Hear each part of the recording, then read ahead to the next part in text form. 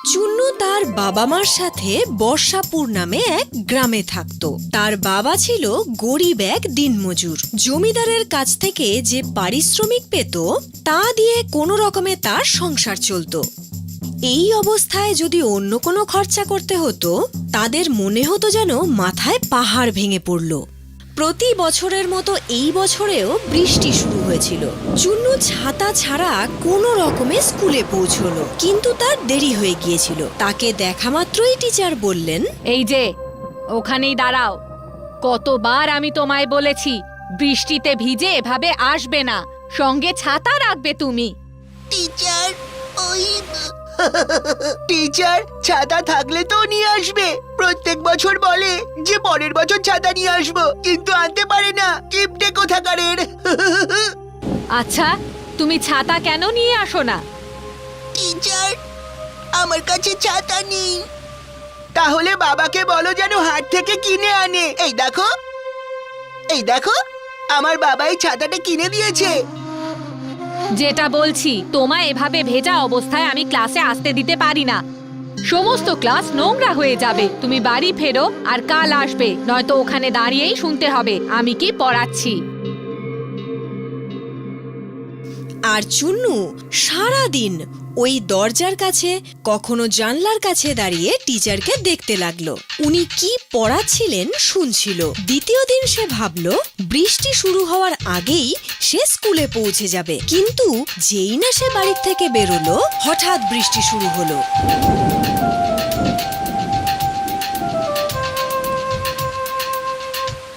বাবা, আমাকে ছাতা কিনে দাও না। অবশ্যই কিনে দেব বাবা, সুন্দর ছাতা কিনে আনবো। প্রতি বছর তুমি এই কথাই বলো। তারপর আমার ছেলে সারা বছর বৃষ্টিতে ভিজে স্কুলে যায়, পড়াশোনা করে, তার পরের বছরও সেই একই সমস্যা। কি করব ফুলবতী, সারা বছরই তো পরিশ্রম করি, কিন্তু তাতে যা উপার্জন হয় তাতে দুবেলা খাবার জুটিয়ে আর কিছু কেনার মতো ক্ষমতা থাকে না। ক্ষমা করে দিস চুন্নু বাবা, আমি তোর জন্য একটা ছাতা পর্যন্ত কিনে আনতে পারছি না। কষ্ট পেও না বাবা, আমি যেতে পারবো। আরে কি করে তুই যাবি? বৃষ্টি হচ্ছে। মা, আমি গাছের তলা দিয়ে নিজেকে বাঁচিয়ে স্কুলে ঠিক পৌঁছে যাব। বাই মা, বাই বাবা। আরে কিন্তু চুন্নু কোনো রকমে বৃষ্টিতে ভিজতে ভিজতে একটা গাছের নিচে গিয়ে দাঁড়ালো। কিছুক্ষণ অপেক্ষা করলো, কিন্তু বৃষ্টি থামার নামই নিচ্ছিল না। সে কিছুক্ষণ আকাশের দিকে তাকিয়ে রইল। দেখলো আকাশ কালো মেঘে ঢাকা। ও, আকাশে তো খুব মেঘ করেছে। মনে হচ্ছে আজ স্কুলে যেতে অনেক লেট হয়ে যাবে। আমাকে যেতেই হবে। যদি আরো কিছুক্ষণ এমনই বৃষ্টি হতে থাকে তাহলে কোমর অবধি ডুবে যাব আমি। যদি আমার স্কুল ড্রেসটা ভিজে যায় তাহলে টিচারও আমায় ক্লাসে ঢুকতে দেবে না। কি করি, কি করি যে? সে গাছে উঠেছে অনেকক্ষণ আগে, আর তার বড্ড খিদেও পেয়ে গেছে। খিদের চোটে সে পেটে হাত দিয়ে ভাবতে লাগলো কখন যে বৃষ্টি বন্ধ হবে, ততক্ষণ বরং সে তার স্কুলের টিফিনটাই খেয়ে নিক। এই ভেবে তার স্কুল ব্যাগ থেকে তার টিফিন বাক্সটা বের করলো। সেখানে দেখলো রুটি আর পেঁয়াজ রয়েছে। তখনই সে জলের মধ্যে ছপ ছপ শব্দ শুনতে পেল। সে দেখলো ওই গাছের নিচে একজন সাধু বাবাও এসে আশ্রয় নিলেন। চুন্নু ওনাকে দেখল, তারপর খিদের চোটে রুটি আর পেঁয়াজের টুকরো নিয়ে মুখে পুরল। সাধু বাবা তাকে খেতে দেখল। চুন্নু আবার খাবারের টুকরো নিয়ে যেই না মুখে পুরল, দেখল সাধু বাবা তাকে দেখছে। ও তৃতীয়বার যখন আবার খাবার মুখে পুরল, সাধু তখনও তাকে দেখছিল। সাধু তার দিকে তাকিয়ে আছে এই দেখে চুন্নু তাকে বলল, বাবা, খাবেন? সাধু বাবাকে কিছু খাওয়ালে তোমার কল্যাণ হবে পুত্র। আজ সারাদিন বৃষ্টির কারণে কোনো ভিক্ষা জোটেনি। অল্প কিছু কেন খাওয়াবো? আপনি দুটো রুটি খেতে পারেন, কিন্তু রুটির সঙ্গে কোনো সবজি নেই, শুধু দুটো টুকরো পেঁয়াজ আছে। যখন খুব খিদে পায় তখন যে কোনো খাবারই অমৃত মনে হয় পুত্র। এই নিন। কিন্তু তুমি এই গাছের ডালে কেন বসে আছো বাবা? স্কুলে যাচ্ছিলাম বাবা, কিন্তু বৃষ্টি জোরে পড়ছিল। গাছের এই ঘন পাতার মাঝে বাঁচার জন্য এখানে বসে পড়লাম। ছাতা নেই তোমার কাছে? না বাবা, বাবাকে বলেছি কিনে দিতে।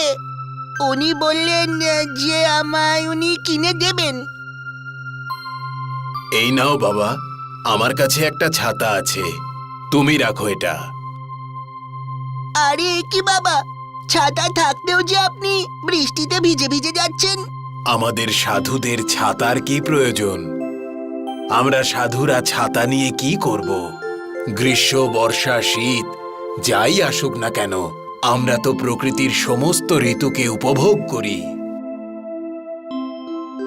বাহ, মনটা একেবারে তৃপ্ত হয়ে গেল পুত্র।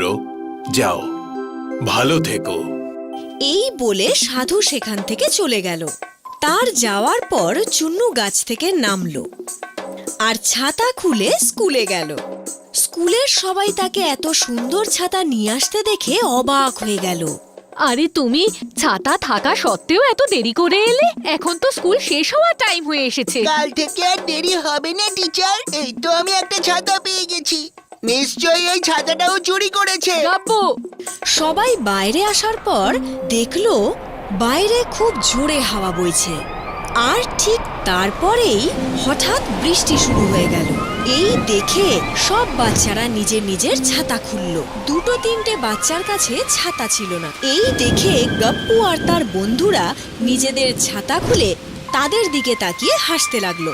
তখন চুন্নু এসে তার ছাতা খুলল আর সেই দুটো তিনটে বাচ্চাকে বলল, চলে এসো, তোমরা তিনজনও চলে এসো। আরে আমরা তিনজন যদি যাই তাহলে এত ছোট ছাতায় আটবে কি করে? আরে পুরোটা ভিজে যাওয়ার থেকে এটা তো ভালো হবে যে এখানে এলে কম ভিজবে। এসো। দেখো, দেখতে পাচ্ছিস আমরা চারজনই ভিজছি না? হ্যাঁ ভাই, তোর ছাতাটা তো দেখছি বেশ বড়। ওদের ছাতাগুলো দেখছি কাকের মতো হয়ে গেছে। গাপ্পু, চলে এসো, আমার ছাতার তলায় চলে এসো, বৃষ্টি জোরে শুরু হয়েছে। হ্যাঁ হ্যাঁ, আমি আসবো, আমি আসবো, আমি আমি আমি আসবো, আমি আমি আমি আসবো। আরে ও তো আমাকে ডেকেছে। আর গপ্পু তারই বন্ধুদের ধাক্কা দিয়ে চুন্নুর ছাতার নিচে ঢুকে পড়ল। যেই না চুন্নুর ছাতার নিচে ঢুকলো, ছাতাটা আবার একটু বড় হয়ে গেল। আর তখন বাকি বন্ধুরাও এসে ছাতার নিচে ঢুকে পড়ল আর ছাতা আরো একটু বড় হয়ে গেল। সবাই তার নিচে সুরক্ষিত ছিল। সবাই গ্রামের দিকে রওনা দিল। পথে যেতে যেতে একে একে অনেক লোক জড়ো হলো। তারাও চুন্নুর ছাতার নিচে ঢুকে পড়ল। আর ধীরে ধীরে ছাতা এত বড় হয়ে গেল যেন মনে হলো চুন্নু চুন্নু নয়, যেন কৃষ্ণ ভগবান, যিনি গোবর্ধন পর্বত তুলে তাদের সাথে হাঁটছেন। জমিদার বাবু, আপনি এখানে আমাকেই ডেকে পাঠাতেন? কোনো কাজ? আমি শুনলাম তোমার ছেলের কাছে এত বড় ছাতা আছে যে সারা গ্রাম সেই ছাতা মাথায় দিয়ে বৃষ্টির হাত থেকে বেঁচেছে। না তো, এই দেখুন, এটা তো খুব ছোট একটা ছাতা। একজনকেই শুধু বৃষ্টির হাত থেকে বাঁচাতে পারে। সেটা কি করে হতে পারে? আমি তো নিজের চোখেই সবটা দেখেছি। দেখলেন তো কত ছোট একটা ছাতা? কিন্তু আমি তো দেখেছিলাম। আরে জমিদার বাবু, আমাদেরও বেজার থেকে বাঁচান। আরে, এই ছাতাটা তো বড় হয়ে গেল। দেখেছো, আমি বলেছিলাম না? চুন্নু বাবা, তুমি এই ছাতাটা কোথায় পেয়েছো? এটা আজ আমাকে একজন সাধু বাবা দিয়েছেন। ও, তাই এতে জাদু শক্তি রয়েছে। এটা দিয়ে তো আমরা সারা বছরের জন্য জল সঞ্চয় করতে পারবো। কিভাবে জমিদার বাবু? এর নিচে যত মানুষ এসে জড়ো হবে, ছাতা ততই বড় হতে থাকবে। আমরা আমাদের গ্রাম আর নদীর মাঝখানে চুন্নুকে এই ছাতা নিয়ে দাঁড় করিয়ে দেব। তারপর এর নিচে চুন্নুর একদিকে জলাশয় পর্যন্ত, অন্যদিকে নদী পর্যন্ত গ্রামবাসীদের দাঁড় করিয়ে দেব। তাদেরকে বৃষ্টি থেকে বাঁচানোর জন্য ছাতা নদী থেকে জলাশয় পর্যন্ত বড় হয়ে যাবে। তাহলে যত বৃষ্টির জল সব ওই জলাশয় আর নদীতে গিয়ে পড়বে। সারা বছরের জলের সমস্যা এভাবেই মিটে যাবে। আর চুন্নু সেটাই করলো যেমনটা জমিদার বলেছিল। আর সত্যি সত্যি বৃষ্টির জল ছাতার মধ্যে দিয়ে গড়িয়ে একদিকে পুকুর অন্যদিকে নদীতে পড়ল। আর এই ঘটনা রোজ ঘটতো। যখনই বৃষ্টি হতো নদী আর পুকুরই শুধু ভরতো না, সেই জমিগুলোকেও বৃষ্টির জল থেকে বাঁচানো যেত যেগুলো বেশি বৃষ্টির জলের ফলে ক্ষতি হতে পারে। এরপর সমস্ত গ্রামবাসীরা চুন্নুর প্রশংসা করতে লাগলো। বাবা, কত বছর ধরে তুই একটা ছাতার জন্য কষ্ট পেয়েছিস, এখন দেখ তুই এমন ছাতা পেয়েছিস যা শুধু তোকেই নয় পুরো গ্রামকে রক্ষা করছে। আমাদের স্কুলে পড়ানো হয়েছিল বাবা, যে সব ভালো যার তার শেষটাও ভালো।